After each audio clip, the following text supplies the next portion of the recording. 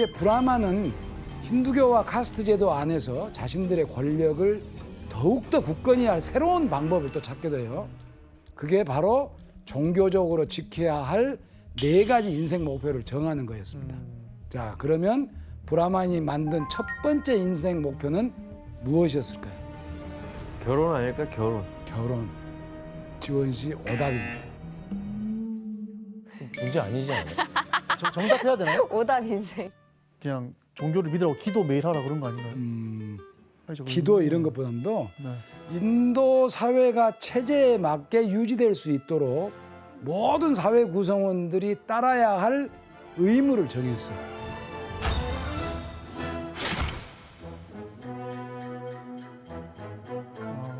그 의무를 모아서 집대성에서 만든 가장 세계에서 오래된 법전이 만우 법전입니다.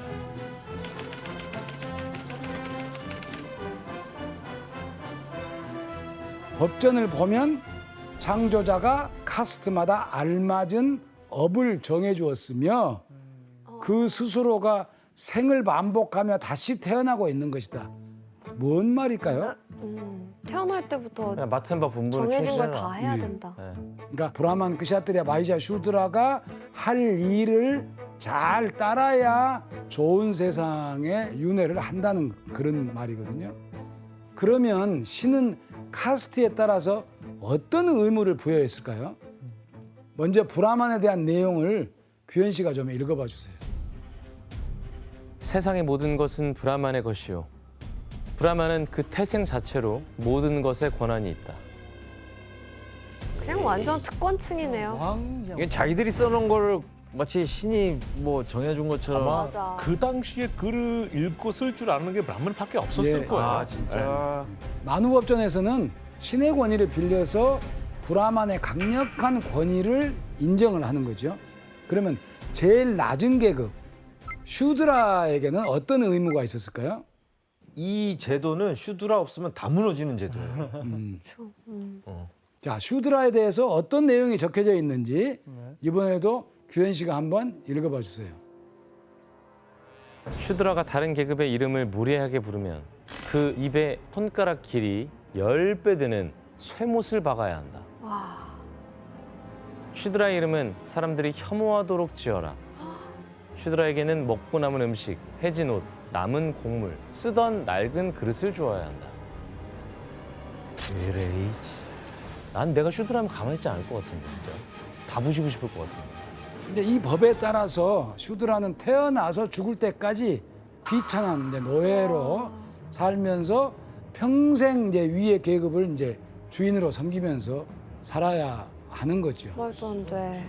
말도 안 되죠. 아, 그냥 노예 취급하는 거죠, 뭐. 노예도 이런 노예는 없지. 맞아. 그럼 교수님 만우법전에 이렇게 제도 계급이 딱 4개가 있나요?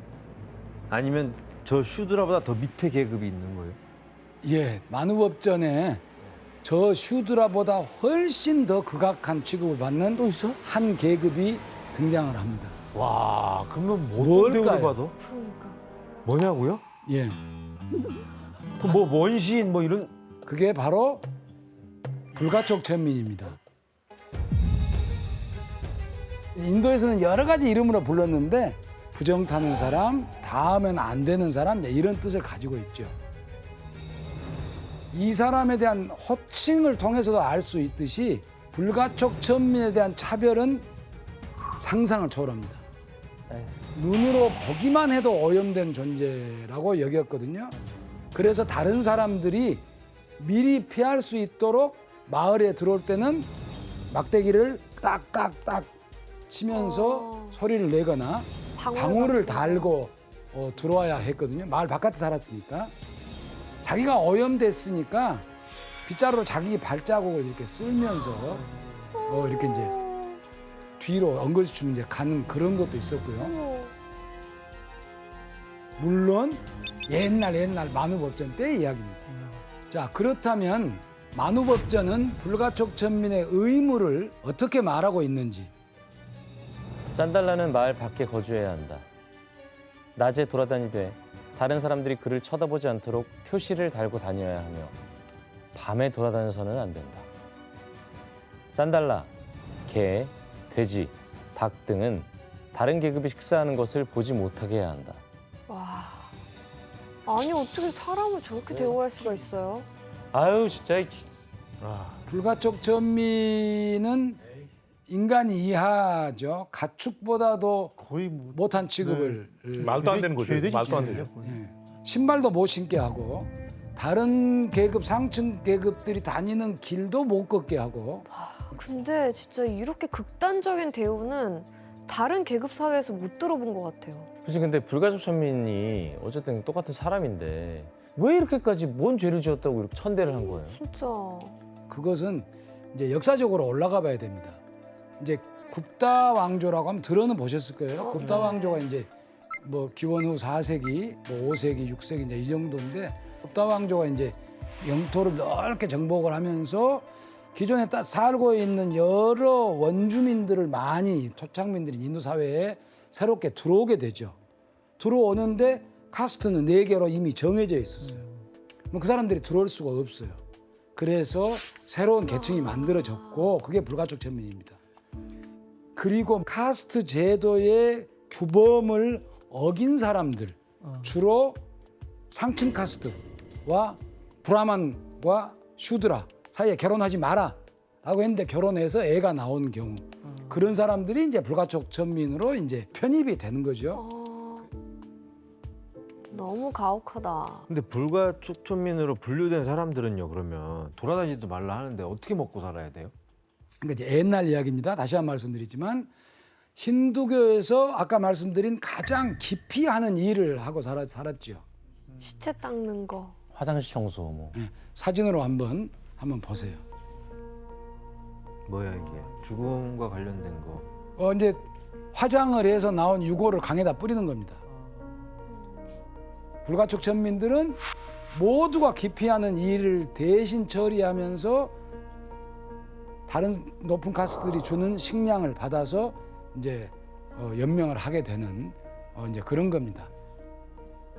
이렇게 이제 힌두교에서 가장 부정하고 오염된 일로 여겨졌던 죽음과 관련된 일들을 이제 많이 한 겁니다. 방금 보시다시피 이렇게 해서 브라만은 최상위 계급부터 불가촉 천민까지 카스트에 따른 의무를 법으로 정해서 자신들이 원하는 인도 사회를 이제 구축해 갔죠. 그리고 이 틀 안에서 힌두교에서 지켜야 할 두 번째 인생 목표를 정하게 됩니다. 그게 바로 재물을 모아라, 돈을 벌으라는 거죠.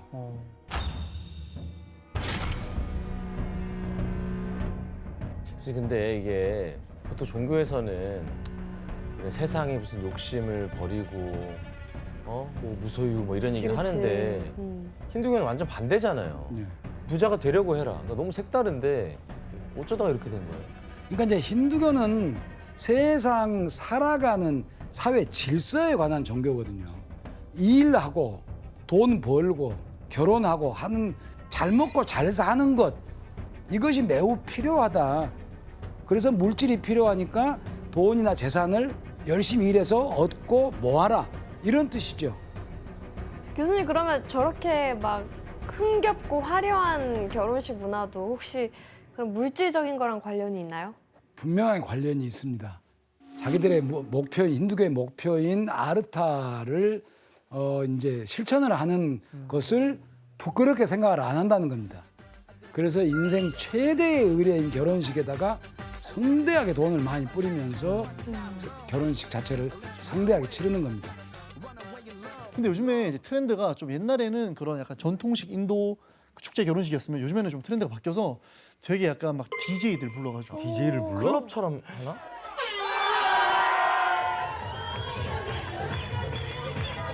인도 클럽 음악이 진짜 좋아요. 그래요? 모르죠? 누구나 춤출 수 있어요. 그리고 막 모르는 사람도 들어가서 같이 밥도 먹고 즐길 수 있는 그런 약간 분위기라고 하는데 맞아요. 어? 그죠? 네. 축의금 안 내고요? 전혀 그 축의금과 상관없이 코리아에서 왔다고 하면은 대환영할 거예요. 와서 식사하시라고 다 이렇게 하고 되게 좋아하는 편이에요. 미스테리한 나라야. 그래서 이제 다시 이제 또 옛날로 돌아가면은요. 힌두교인이라면 카스트의 의무를 다하고 잘 먹고 잘 사는 것을 목표로 삼아야 한다고 이제 두 가지를 말씀을 드렸죠. 또 하나 뭔가를 추구하는 게 세 번째 것이 있어요. 자, 여기서 문제를 하나 내보겠습니다. 문제 다해. 힌두교에선 세 번째 인생 목표를 이것으로 정하는데요. 이것은 무엇일까요? 저 가시? 가시. 아, 이건 어렵다. 와 너무 어렵다. 아니 이거 너무 그냥 너무 어렵다. 인도에서도 이거 안 배우는. 지금 뭐였지 첫 번째 서 그러니까 사회적 의무 하나 했죠. 불을 그다음에 부물질의 축적이라고 네. 했죠. 네. 되게 다른 종교와 달리 현실적이죠. 네. 네. 또 하나 현실 사회에 사는 것 또 하나가 있어요. 정답. 예, 최코재 씨. 결혼을 하고 애를 낳아라. 결혼을 하고 애를 낳아라. 네. 출산. 거의 비슷합니다. 근데 조금 한번 조금 더 디테일하게요? 직설적으로 한번 해보세요. 직설적으로. 정답. 예, 규현 씨. 직설적으로 해야 되지.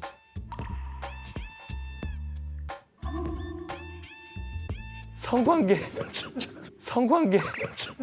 규현 씨 정답입니다. 네? 말도 안 돼. 와 이거 어떻게 맞췄지? 대박이다. 생각도 안 했는데 이거. 야. 이거 어떻게 맞췄어? 인생 목표가. 굉장한. 인생의 말도 안 돼. 목표가 와. 육체적 쾌락이죠. 아니 성관계죠. 인생의 목표가 성관계라고 즐겁게. 종교에서 얘기한다고요? 예, 이게 이제 힌두교예요.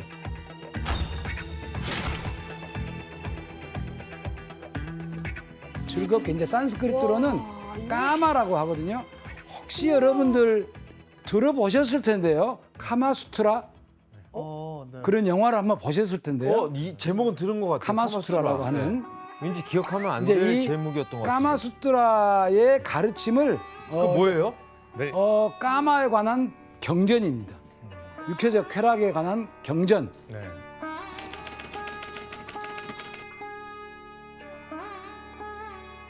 빨간 딱지 비디오의 제목 아니었나?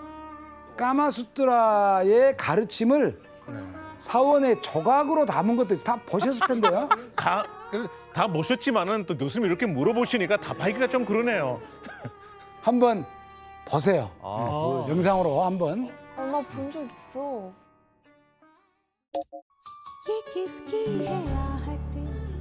이 사원이 한 1000년 전에 만든 거예요. 이게 유네스코 문화유산에 등록돼 있는 곳입니다. 카마수트라 경전. 아유. 리액션 왜 저래? 고장 났어. 아니. 아휴. 봐도 되나 모르겠네. 어우. 와 진짜 적나라하다.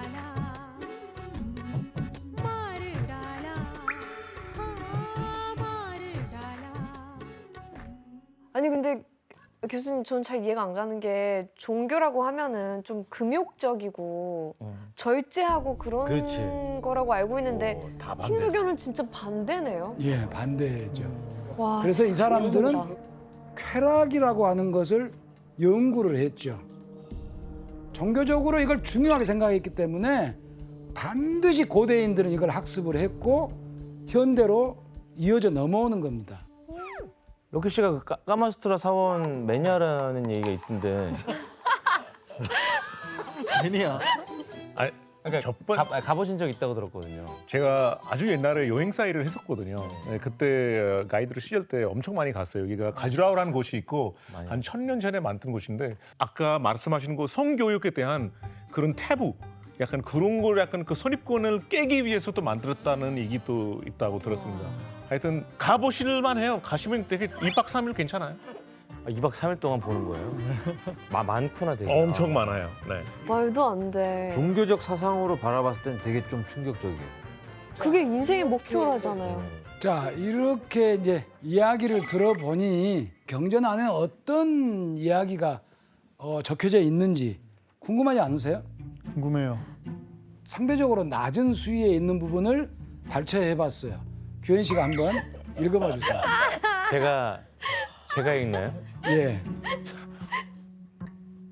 키스를 하고 있는 동안에 한 사람이 혓바닥을 상대방의 입안에 넣고 그 혀 끝으로 이 윗잇몸, 혀등을 꽉 누른다.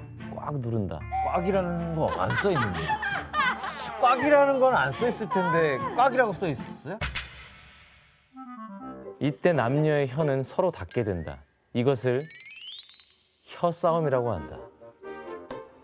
아니 죄송한데 저희 저 어린이 책 나왔다고 얘기를 오프닝에 했는데 이게 괜찮은 건지 이게 참. 엄청나죠? 수위가 이게 이제 일부 이제 순한 것으로만 이제 뽑아왔는데 현대인들의 시각으로 보면 까마수트라는 외설이죠. 근데 이제 이런 것을 그러면 왜 고대 인도에서는 이런 경전을 만들었을까? 인구가 많이 부족했나? 예, 그러니까 성관계를 하는 것은 결혼해서만 하는 거거든요. 그러니까 애를 낳는 거잖아요. 출산율이 높아지고 많아지면 노동력이 많이 생기고 노동력이 많이 생기면 농경시대에 훨씬 더 부를 많이 창출할 수 있고 사회를 발전시킬 수가 있죠. 그래서 매우 실리적인 종교이기 때문에 현실적인 걸 추구하다가 보니까 인구 증가와 경제 발전에 잘 맞아 떨어지는 거죠. 근데 되게 현실적이다. 진짜. 현실적이죠. 그래서 지금까지 우리가 세 가지 목표를 했어요. 자, 사회적 의무, 부, 실리, 그리고 돈, 그다음에 이제 카마수트라. 성관계, 쾌락. 완전히 이것과는 다른 이 세 가지 목표와는 완전히 이질적인 네 번째 인생 목표가 있어요. 그게 뭘까요? 정답. 예, 규현 씨. 퀴즈 아닌데. 앞에 세 가지 다 지킬 필요는 없다. 에이. 규현 씨 어답. 바로 목샤, 즉 깨달음을 추구하라는 겁니다.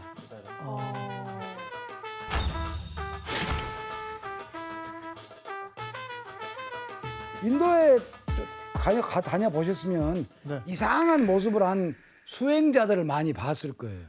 봤어요. 희게 막 얼굴 희게 분장하신 예, 분들 예, 아니에요? 그 사람들은 사회에서 벗어나서 자신만의 깨달음을 얻기 위해서 수행한 사람들이거든요. 수행자분들이 있구나. 그 사람들을 뭐라고 불러요? 사두라고 부릅니다. 사두? 예, 사두. 우리 눈으로 볼 때는 기행을 하는 사람들도 많아요. 자, 문제 하나. 또 퀴즈예요? 자, 이 수행자는 깨달음을 얻기 위해 머리에 이것을 올리고 수행합니다. 술을 올리고. 머리에 얹은 것은 무엇일까요? 정답. 예, 지원 씨. 저 괜히 김나는 게 아니거든요. 머리에 숯 같은 거, 불 나는 걸 얹은 거죠. 밑에 나는 거 아니에요? 밑에서 나는 거예요? 아, 머리에서 나는 거 아니에요? 뭐 올렸다는 지원 씨 정답입니다. 네? 숯이요? 이걸 이렇게 한 번에 맞춘다고? 저는 저걸 경험했습니다. 해봤다고요? 네, 봤어요. 저거 하는 걸. 와 진짜 숯이네. 그게 뭐야? 이 항아리 같은 데다가 불을 넣은 거죠, 불. 뜨거움을 참는. 그러니까 이것이 모든 방법은 아니죠. 여러 방법 중에 하나죠. 이 사람은 이 방법을 택했다는 거예요. 교수님, 그럼 사두들은 이런 고행 같은 무슨 깨달음을 물론 수행을 하면서 뭘 얻는다고 생각을 하고 있는 거예요? 근데 이 사람들은 육체가 곧 물질이고 육체를 극복해야 비로소 정신을 찾을 수 있다라고 믿는 거죠.